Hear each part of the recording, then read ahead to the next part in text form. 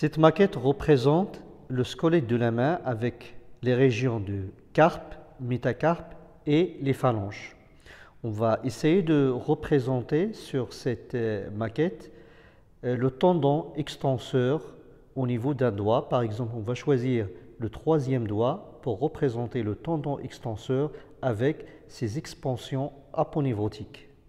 Avant d'aborder l'anatomie descriptive de l'appareil extenseur, il y a quelques caractéristiques anatomiques par rapport à l'appareil fléchisseur qui sont importants à mentionner.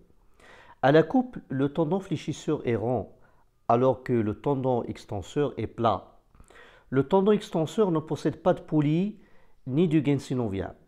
Il est directement situé sous le revêtement cutané, donc il est vulnérable au traumatisme. Il est aussi moins puissant et sa course est plus faible et son action est plus rapide que le tendon fléchisseur. Maintenant, on va essayer de simplifier l'anatomie de l'appareil extenseur au doigt long, et qui est une anatomie très complexe et représentée par la terminaison des tendons extenseurs communs des doigts, mais aussi des tendons propres de l'index et du cinquième doigt, qui possèdent deux tendons communs et propres. Alors, sur cette maquette, on a représenté une terminaison de tendon extenseur commun de troisième doigt. Ce tendon commun de troisième doigt s'engage à la face dorsale de la base de la première phalange, où il va se diviser en trois tendons.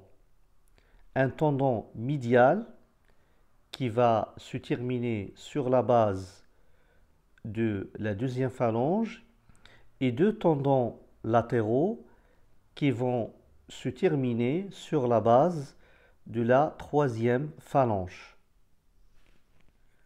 On va voir par la suite que ces deux tendons latéraux rejoints par les tendons latéraux des muscles intrinsèques, c'est-à-dire les lombricaux, les interossaux ventraux et dorsaux. Le tendon extenseur commun représente un système extrinsèque. On a un deuxième système, c'est le système intrinsèque représenté par les muscles lombricaux, les interosseux dorsaux et palmaires qui vont participer par leur expansion aponeurotique sur le tendon extenseur à la stabilisation de l'appareil extenseur au niveau des doigts longs. D'accord, on a ajouté maintenant les muscles intrinsèques. Ici, on a représenté les muscles interosseux palmaires et dorsaux, leurs tendons qui vont aller latéralement par rapport à l'articulation métacarpophalangienne, et il va se diviser en plusieurs tendons. On a le tendon des interosseux qui va s'insérer sur la base de la première phalange et qui va permettre donc la flexion de la métacarpophalangienne, mais il va donner aussi des expansions aponeurotiques qui va couvrir le tendon extenseur ici, formant ce qu'on appelle la dossière des interosseux. Il va aussi donner d'autres expansions aponeurotiques, on le voit ici, et qui va se fixer sur les bandelettes latérales de l'appareil extenseur, permettant ainsi, lorsqu'il va tirer ici, il va permettre donc là l'extension de l'interphalangienne proximale et de l'interphalangienne distale. Donc les interosseux vont permettre la flexion de la métacarpophalangienne et l'extension de l'interphalangienne proximale et l'interphalangienne distale. Donc il va permettre ce mouvement-là qu'on appelle la position intrinsèque plus. On a également un troisième muscle intrinsèque qui va participer à l'expansion aponeurotique qui maintient l'appareil extenseur. En plus de l'interosseux palmaire et dorsal, on a le muscle lombrical. Donc pour voir le muscle lombrical, on a réalisé cette maquette, sur cette maquette, une vue palmaire où on a représenté un tendon fléchisseur profond auquel est annexé un muscle lombrical. Bien sûr, les muscles lombricaux, ce sont des muscles qui s'insèrent ou annexés sur les tendons fléchisseurs profonds des doigts. Donc on va suivre le tendon de ce muscle lombrical et on voit qu'il va passer à la face postérieure. Donc on va le suivre sur la deuxième maquette de la vue dorsale. Donc on a le muscle lombrical, voici la face palmaire, on a le muscle lombrical qui va donner un tendon qui va passer à la face dorsale, il va rejoindre le tendon ou l'expansion superficielle du muscle interosseux correspondant, participant avec l'interosseux à cette expansion aponivotique qui se fixe sur les bandelettes latérales du tendon extenseur. Donc, le muscle lombrical, il participe à l'extension de l'interphalangienne proximale et distale et indirectement à la flexion de la métacarpophalangienne, du fait que le muscle lombrical n'a pas d'insertion sur la base de la première phalange. Donc on remarque que le muscle lombrical, il unit les deux systèmes antagonistes.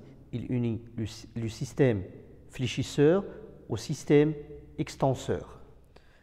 En plus de ce système intrinsèque qui participe à la stabilisation active de l'appareil extenseur, on a d'autres éléments stabilisateurs, mais cette fois-ci passifs, représentés par exemple ici par les bandelettes sagittales en jaune ici, qui vont plaquer le tendon extenseur au niveau de l'articulation métacarpophalangienne. Ce sont des fibres sagittales qui passent à la face dorsale du tendon extenseur, puis se portent vers l'avant à la face palmaire pour se mélanger avec les fibres de la plaque palmaire. La fonction de ces fibres sagittales, c'est la stabilisation de l'extenseur à la partie dorsale, mais aussi à la stabilisation de l'extension de la métacarpophalangienne. En flexion, ces bandelettes vont glisser en avant de la métacarpophalangienne et en extension, ils vont glisser en arrière. On a d'autres structures rétinaculaires au niveau de l'appareil extenseur. On reconnaît ici cette structure orange, c'est le ligament triangulaire. C'est un ligament qui va joindre les deux bandelettes latérales au dos de P2. Ce ligament triangulaire évite le déplacement latéral et palmaire des bandelettes lors de la flexion digitale. Maintenant, on va essayer d'illustrer quelques lésions de l'appareil extenseur. Parmi ces lésions, on a cet aspect en flexion de l'interphalangienne distale qu'on appelle le doigt emmaillé. Le doigt emmaillé ou mallet finger, c'est un déficit d'extension active de l'interphalangienne distale qui correspond, comme vous voyez ici, à une rupture de la bandelette terminale ou du tendon terminal de l'extenseur de doigt qui va donner cette déformation en flexion de l'interphalangienne distale. La deuxième déformation, c'est ce qu'on appelle doigt en boutonnière. C'est une lésion de la bandelette centrale de l'extenseur. Il se voit surtout dans les sports de contact ou de ballon. Les bandelettes latérales, elles sont intactes. Voilà, les bandelettes latérales sont intactes. Ils sont insérés sur la phalange distale. Mais ils se luxent progressivement en palmaire, c'est-à-dire à la face antérieure de l'articulation interphalangienne proximale et exercent une traction sur l'interphalangienne distale. On obtient donc une flexion de l'interphalangienne proximale et une hyperextension de l'interphalangienne distale. Donc, réalisons ces déformations qu'on appelle doigts en boutonnière.